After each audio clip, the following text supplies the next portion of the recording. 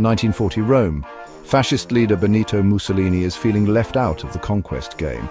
His buddy Hitler is cruising through Europe, so Benito, not to be upstaged, picks a target of his own: Greece. What could possibly go wrong with a quick invasion of a small mountainous country in the middle of autumn? According to Italian planners, absolutely nothing. They boast it'll be over in 2 weeks. Spoiler alert, it wasn't. On October 28, 1940, Italy issues an arrogant ultimatum demanding Greece's surrender. Greek Prime Minister Ioannis Metaxas responds with a single Greek word, "ok, no," essentially telling Mussolini to take a hike. Undeterred by this clear lack of enthusiasm from the Greeks, Mussolini sends in his troops from Italian-occupied Albania. The Italian army, decked out in spiffy uniforms, better suited for parades than mountain warfare, marches in expecting a cakewalk.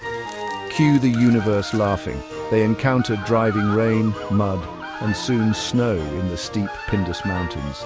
The rugged terrain and foul weather team up with the Greek defenders to give the invaders a hearty "Welcome to Hellas" party.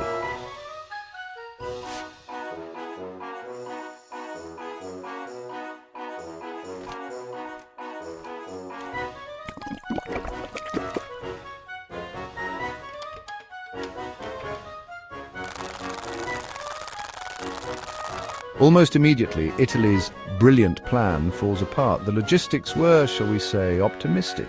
They planned for 1,750 trucks to supply the invasion. Only about 107 actually showed up. They even let 300,000 soldiers go home for harvest right before the attack, confident they wouldn't be needed for this quick war. By contrast, the Greek army quickly mobilizes every able-bodied man, and quite a few formidable grandmothers too. Soon, Greek troops not only stop the Italians in their tracks, but start pushing them back.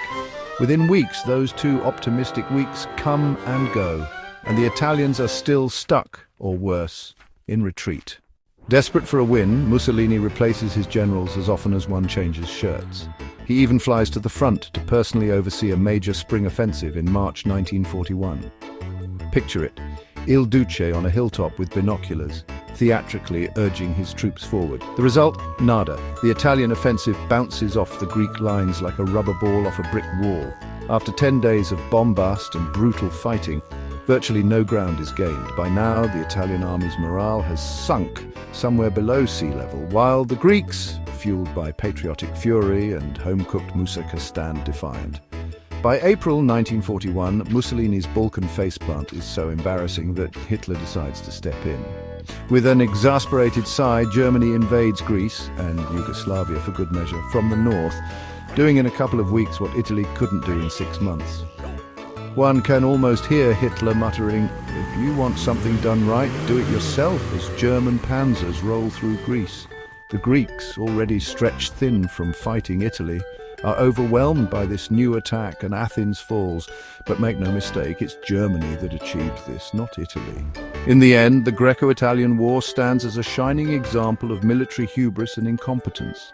Mussolini sought glory and instead got a Greek tragedy of his own making. His army was outsmarted and outfought by a smaller foe defending mountainous home turf with grit and determination and very limited resources.